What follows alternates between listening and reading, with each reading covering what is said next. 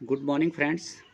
आज के इस वीडियो में हम चर्चा करेंगे सैन्य संगठनों के बारे में।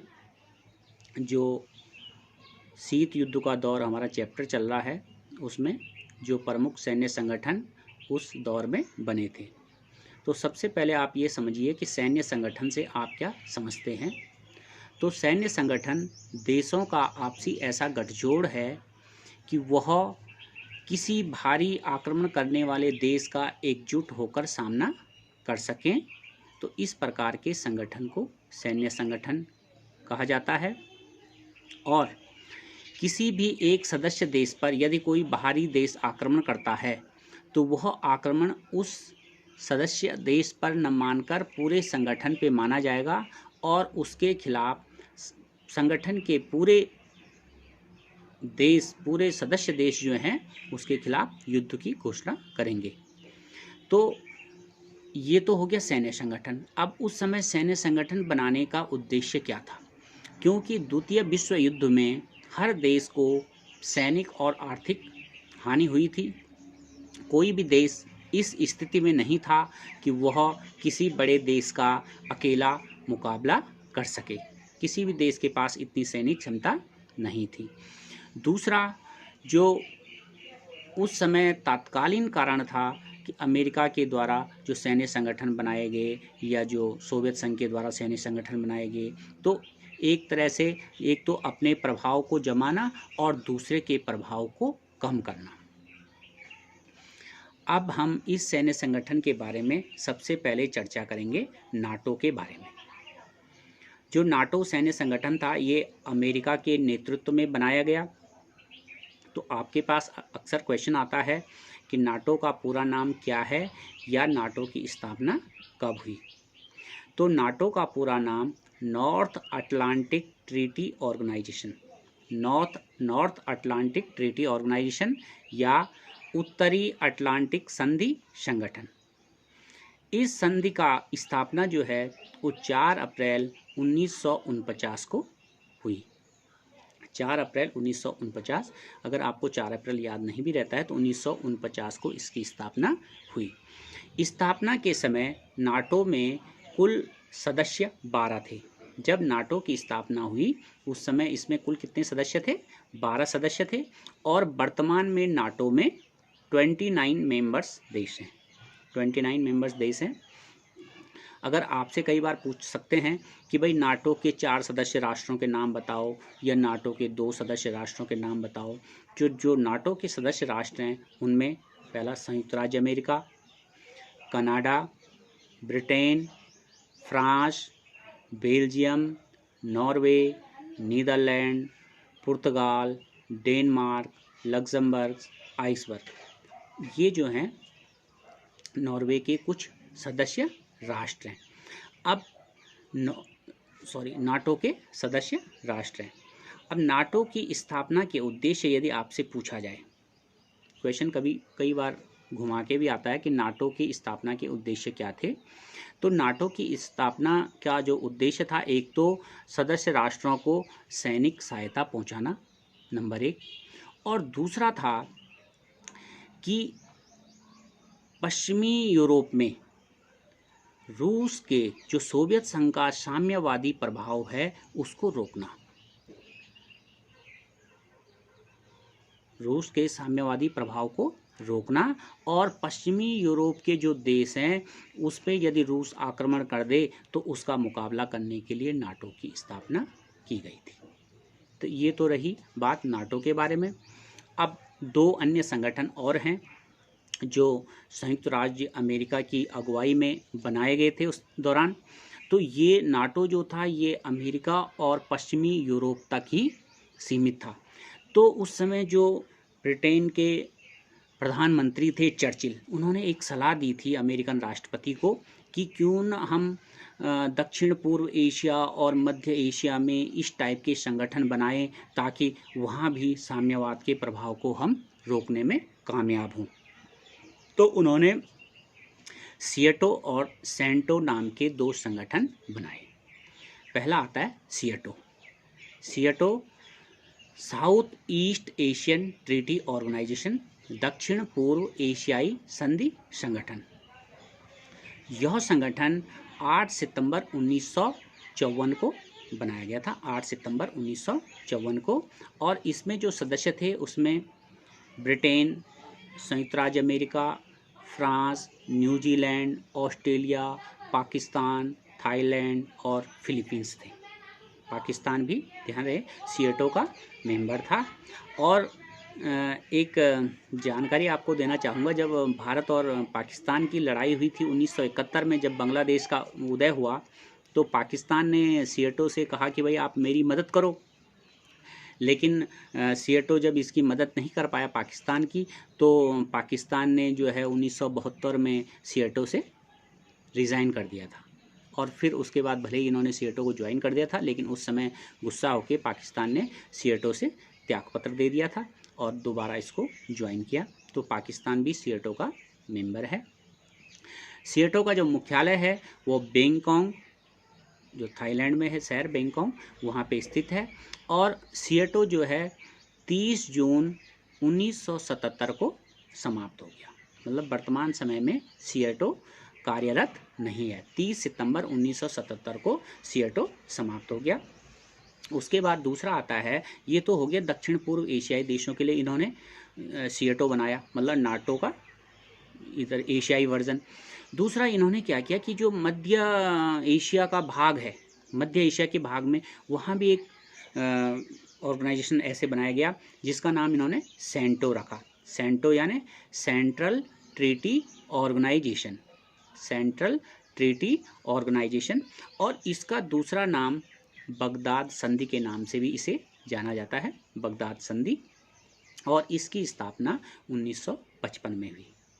जहां सीएटो की स्थापना 1954 में हुई थी, 8 सितंबर 1954 में, और वही सेंटो की स्थापना 1955 में हुई।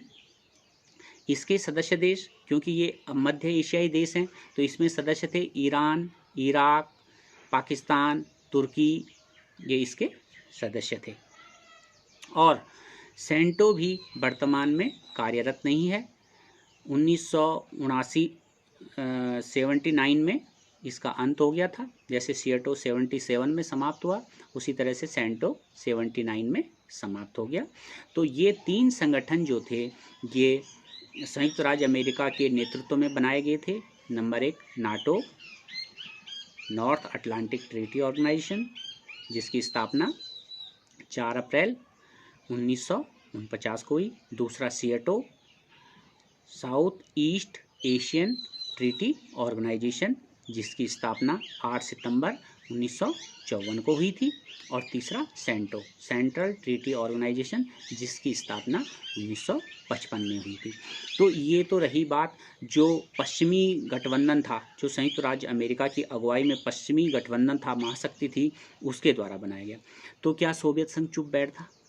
अब जब सोवियत संघ के खिलाफ इतने सारे गठबंधन बनाए जा रहे थे पश्चिमी यूरोप में, मध्य एशिया में, दक्षिण पूर्व एशिया में, तो इसका जवाब देने के लिए सोवियत संघ ने भी 1955 में 14 मई 1955 को एक वारसा संधि की।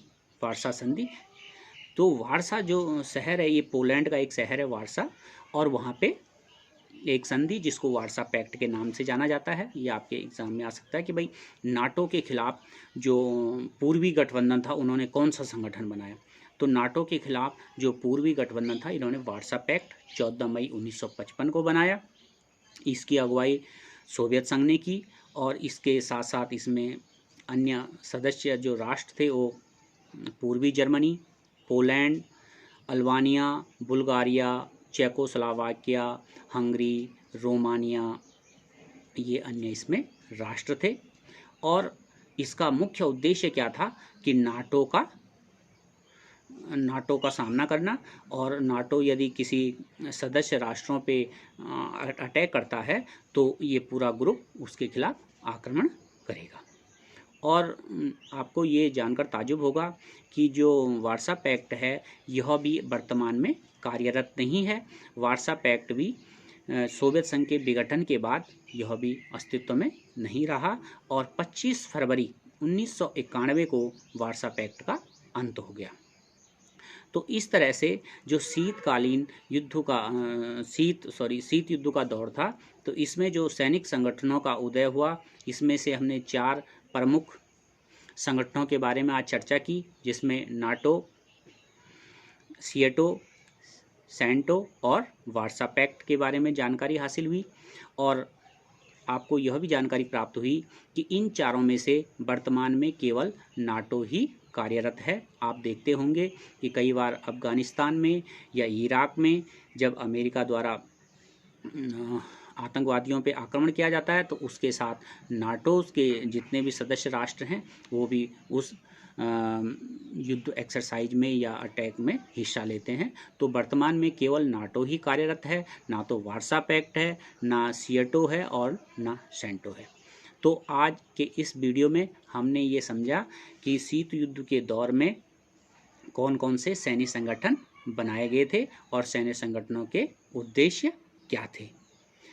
अब यदि एक बात इसमें आगे चर्चा की जाए कि जो भी ये गठबंधन बने, तो आप पे कई बार क्वेश्चन आता है कि ये जो बड़े राष्ट्र थे ये शक्तिशाली थे, तो इनको छोटे राष्ट्रों के साथ गठबंधन बनाने की ज़रूरत क्यों पड़ती है। तो गठबंधन बनाने की ज़रूरत इसलिए पड़ती है, इसमें आपको पॉइंट वाइज लिखना पड़ेगा। नंबर एक तो अब अमेरिका की तरफ से यदि हम सोचें तो वो सोवियत संघ के साम्यवादी प्रभाव को रोकने के लिए कि भाई ज़्यादा से ज़्यादा देशों में जो है पूंजीवादी लोकतंत्रात्मक गणराज्य की स्थापना हो। दूसरा, इनको उतने देशों के जो नेचुरल रिसोर्सेस हैं, प्राकृतिक संसाधन मिल जाएंगे। तीसरा, उन देशों में ये अपने सैनिक अड्डे बना सकें ताकि किसी देश पे आक्रमण करना हो तो वहाँ से आसानी रहे। चौथा, कि इनका जो अपना प्रोडक्ट है, अपना जो उत्पादन है, वो इन सदस्य राष्ट्रों में बेच सकें। तो इस तरह से अब इनकी जो टेक्नोलॉजी है या इनके जो हथियार हैं, क्योंकि शीत युद्ध में के दौर के दौरान हथियारों पर ज़्यादा खर्चा किया गया, तो हथियारों को जो निर्यात होगा वो इन देशों में होगा, तो जो महाशक्ति है वो एक उसकी आर्थिक स्थिति मजबूत होगी। कभी कभी आप पे क्वेश्चन आता है कि भाई छोटे राष्ट्रों को महागठबंधन में जुड़ने के क्या कारण थे या क्या फ़ायदे थे, भाई छोटे राष्ट्र क्यों उसमें जुड़े। तो सबसे पहले तो छोटे राष्ट्रों को महागठबंधन में जुड़ने का मुख्य कारण ये था कि देश की सुरक्षा का समाधान, क्योंकि उस समय कोई भी राष्ट्र इस स्थिति में नहीं था कि किसी महाशक्ति का अकेला सामना कर सके। तो एक तो देश की सुरक्षा सबसे पहले थी कि भाई हम किसी राष्ट्र के साथ जुड़ जाएंगे तो हमारी सुरक्षा स्थिर हो जाएगी। दूसरा, सैनिक मदद मिल जाना। तीसरा, कि जितने सदस्य राष्ट्र होंगे इसमें आपसी एकता बढ़ेगी, क्योंकि जो उस ग्रुप के सदस्य राष्ट्र होंगे वो एक दूसरे पे हमला नहीं करेंगे और इनका आपसी तालमेल बढ़ने से पूरा एक विकास का ढांचा तैयार होगा और इनको यदि किसी टेक्नोलॉजी की ज़रूरत होगी तो वो विकसित देश से इनको मिल सकती है। तो इस तरह से ये क्वेश्चन आप पे दो तरफा से पूछा जा सकता है कि महाशक्तियों को छोटे देशों से गठबंधन बनाने की ज़रूरत क्यों थी, या फिर छोटे देशों को महाशक्तियों के साथ जुड़ने की ज़रूरत क्यों थी। तो आज के वीडियो में बस इतना ही और बाकी हम नेक्स्ट वीडियो में देखेंगे। और thank you for watching this video. नमस्कार।